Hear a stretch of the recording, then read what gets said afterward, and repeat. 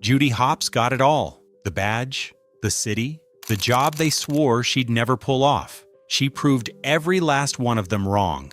And it still wasn't enough because the point was never the badge. And this movie shows you exactly what happens when you win the room, but lose yourself in the process. Let's picture this.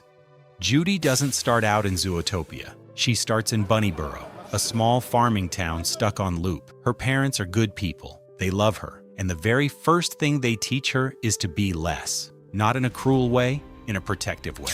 Her dad sits her down and hands over the family secret. Quit while you're ahead. He doesn't say it like a villain. He says it like a guy who tried once, got wrecked, and decided the kindest thing he could do for his kid was to save her the trip. Her mother nods along. 275 siblings, all on the exact same track. Carrots, comfortable, safe. And Judy looks at all of it and says no. She wants to be a cop. First rabbit officer in Zootopia's history. And her parents' faces don't show anger. They show something worse. That specific kind of panic you feel when watching someone you love crash and burn, and knowing you can't pull the brake. But there's another moment in Bunnyboro most people gloss over. Gideon Gray, the neighborhood fox who bullies her and claws her across the face. And her parents' response isn't to deal with it. They just hand her a can of fox repellent. They give it to her like it's completely normal, like it's just standard issue survival gear for a world with predators in it. She doesn't use it. She tucks it away,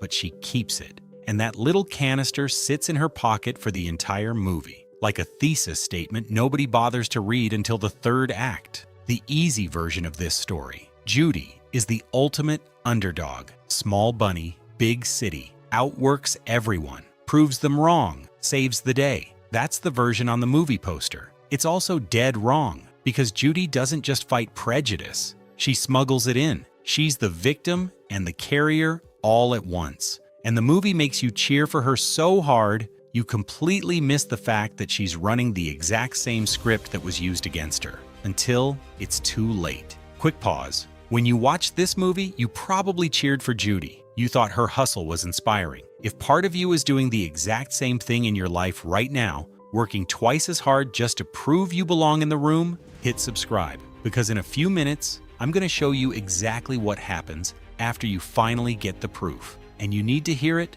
before you burn out. Judy gets into the academy, smallest one there, gets absolutely wrecked in every drill, but she doesn't quit. She adapts. Graduates valedictorian, first rabbit cop in Zootopia history. She shows up at Precinct 1, and Chief Bogo looks at her exactly the way her parents did. Not with hate, just the quiet certainty that she's going to fail and leave him with the paperwork. He slaps her on parking duty. Not because she messed up, because he looked at her and decided what was before she even opened her mouth. And this is where the proving starts. Not the healthy kind, the kind that eats you alive. Judy doesn't just do parking duty, she writes 200 tickets before noon. Not because she loves parking enforcement, because she needs Bogo to look at her and see something other than a rabbit. Every ticket is a rebuttal. Every extra hour is a closing argument. She's not doing a job. She's building a case for her own existence. She overhears a case nobody wants. 14 missing mammals. She volunteers.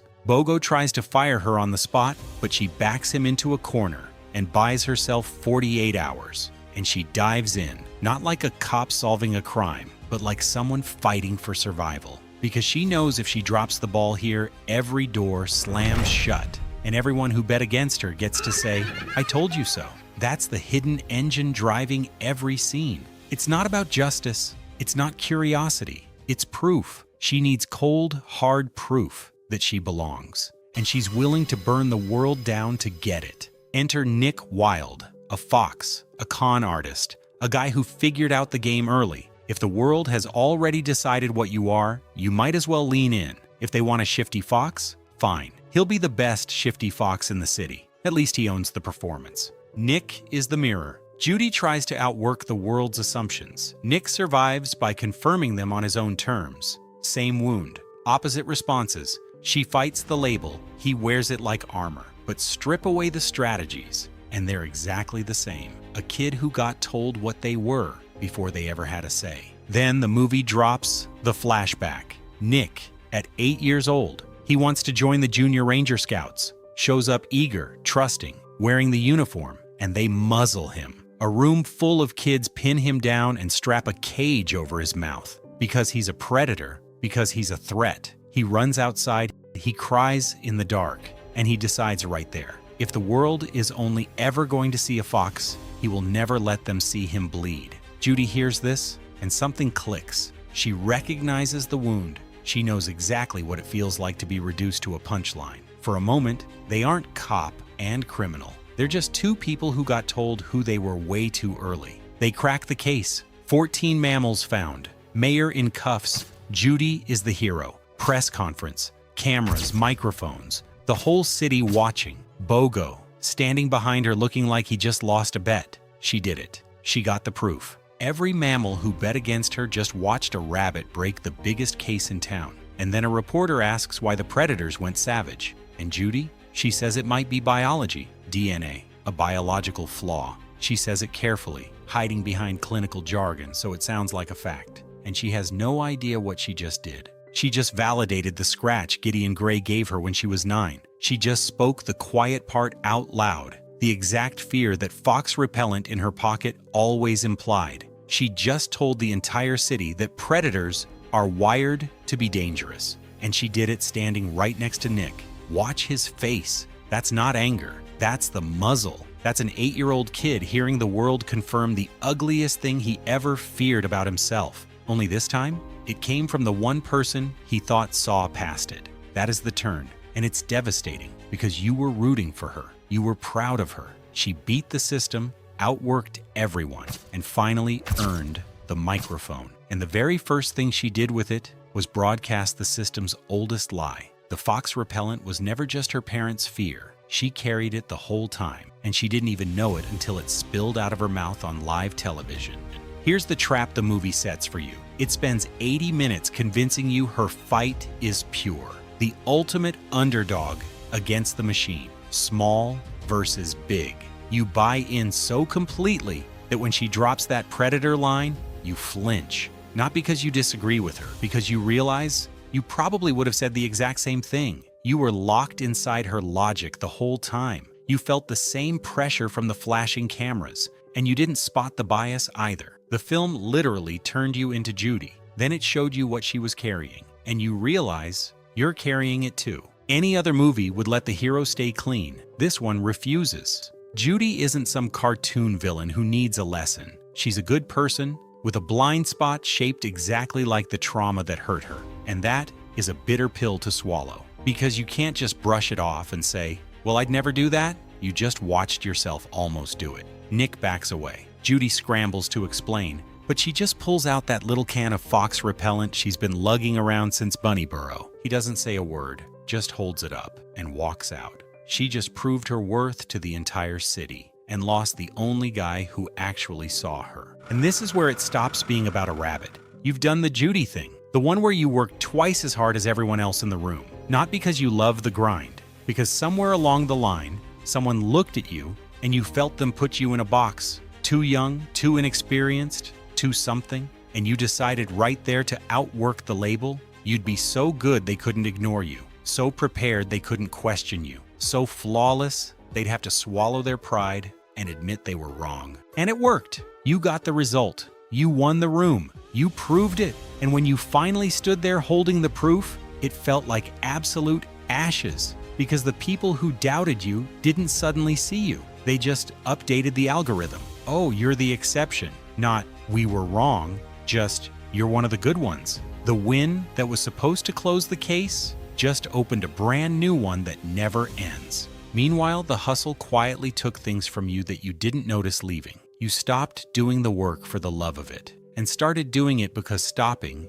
meant letting them win. Every decision you made had a phantom audience. The people you imagined watching, just waiting for you to slip up. You edited yourself, not the big things, the small ones, the laugh, the hot take, the gut instinct you swallowed down because you were terrified it would prove them right. But here's the worst part. The thing Judy teaches you that no other animated movie dares to touch. You absorbed the toxic code, the exact same system that doubted you, taught you who to doubt. And you didn't even notice because you were too busy trying to survive it. You were fighting the bias while carrying it in your pocket. And maybe you've already dropped your version of the predator line. Maybe you've already lost your nick. Maybe you looked at someone and felt a judgment you inherited before you were old enough to know better, and you didn't catch it until it spilled out of your mouth. Judy goes home, back to Bunnyborough, back to the carrots, back to the exact life she spent her entire childhood running from. She gives up the badge,